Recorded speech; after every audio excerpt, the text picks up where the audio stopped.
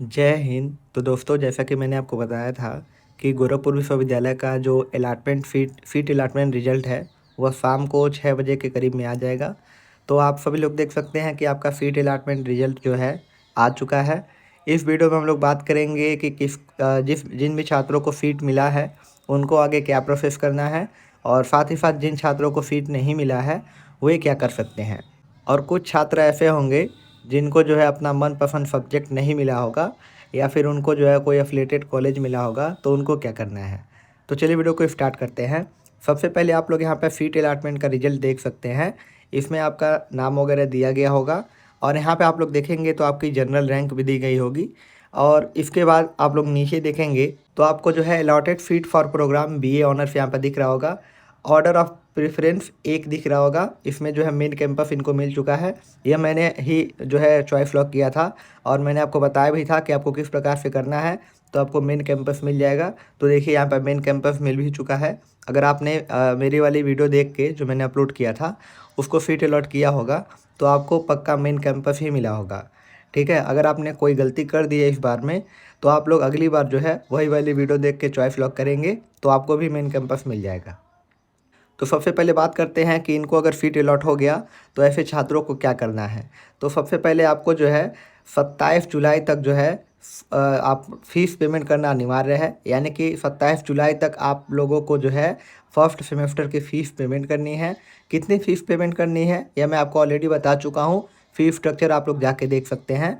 और अगर आप लोग ऐसा नहीं करते हैं, मान लीजिए कोई 27 जुलाई तक फ़ीस पेमेंट नहीं करता है, तो उसका जो सीट आवंटन है वह अपने आप कैंसिल हो जाएगा और वह किसी और छात्र को अगले काउंसलिंग में मिल जाएगा।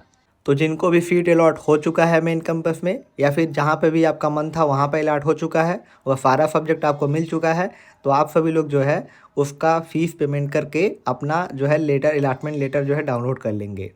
ठीक है, तो इस प्रकार से जिनका सीट अलॉट हुआ है उनको ये काम करना है। अब हम बात करते हैं कि जिसको सीट अलॉट नहीं हुआ है उनको क्या करना है।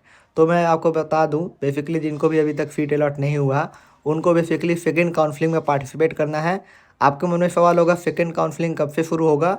तो यह जो फर्स्ट काउंसलिंग है यह 27 जुलाई तक इसका लास्ट डेट है। 27 जुलाई तक जो पेमेंट नहीं करेगा उसका एडमिशन कैंसिल हो जाएगा। 27 जुलाई के बाद जो है सेकंड काउंसलिंग शुरू हो रहा है, तो आपको उसमें पार्टिसिपेट करना है। मैंने जैसे चॉइस लॉक करके आपको बताया था ठीक उसी प्रकार से आपको चॉइस लॉक करना है, और उसके बाद जो है आपको भी मेन कैंपस मिल जाएगा। साथ ही साथ जो है जिनको सीट अलॉट तो हो गया है लेकिन वह कॉलेज नहीं मिला है, मेन कैंपस नहीं मिला है, उनको भी यही काम करना है कि आप लोग फ़ीस पेमेंट मत करिए और सेकंड काउंसलिंग में पार्टिसिपेट कर लीजिए। हो सकता है कि सीटें खाली हों तो आपको जो है उसमें एडमिशन मिल जाए। लेकिन इस बार में जो फर्स्ट काउंसलिंग है इसमें अगर आप लोग अपना फ़ीस पेमेंट नहीं करना चाहते हैं तो एक बात ज़रूर ध्यान रखें, आपको सबसे पहले जाके सीट मैट्रिक्स देख लेना है। उसमें जिस भी कैटेगरी के आप लोग आते हैं, अगर आपका उतना रैंक है, मान लीजिए किसी कैटेगरी में 60 जो है सीटें हैं और आपका रैंक 62 है, तो आप लोग जो है ऐसे में आपको कभी वह सीट मिलेगा नहीं, मेन कैंपस में कभी सीट नहीं मिलेगा। तो इससे अच्छा है कि आप लोग जो भी अलॉट हुआ है उसमें अपना फ़ीस पेमेंट करके एडमिशन ले लें। ठीक है, तो आप लोगों को जाके अपना सीट मैट्रिक्स एक बार देखना है। अगर जिस कैटेगरी में आप आते हैं आपका जितना रैंक है उतना जो है आपकी कैटेगरी में सीटें उपलब्ध हैं तो आप लोग सेकंड काउंसलिंग का वेट करें, और नहीं तो आप लोग जो है अपना जो भी कॉलेज मिला है उसमें फ़ीस पेमेंट करके एडमिशन ले सकते हैं।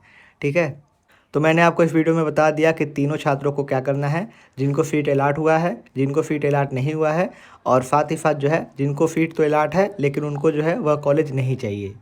इसके अलावा आपको अलॉटमेंट रिजल्ट कैसे चेक करना है तो मैंने लिंक दे दिया है, डायरेक्ट आप लोग उस पर क्लिक कर लीजिए और आपके सामने ये फॉर्म नंबर और डेट ऑफ बर्थ खुल जाएगा। इसमें आप लोग अपना फॉर्म नंबर और डेट ऑफ बर्थ डाल के या कैप्चा कोड डाल के लॉगिन पर क्लिक करके सीधा अपना जो है सीट अलॉटमेंट का रिजल्ट देख सकते हैं। ठीक है, वहाँ से आप लोग सीट मैट्रिक्स वगैरह भी देख सकते हैं। तो जितना जल्दी हो सके आप लोग अपना फ़ीस पेमेंट कर लेंगे और अपना जो सीट है वो कन्फर्म कर लेंगे। तो इस वीडियो में बस इतना ही। अगर आपके कोई भी सवाल हो तो आप लोग कमेंट में भी पूछ सकते हैं। तो मिलते हैं आपसे अगली वीडियो में। Thank you so much.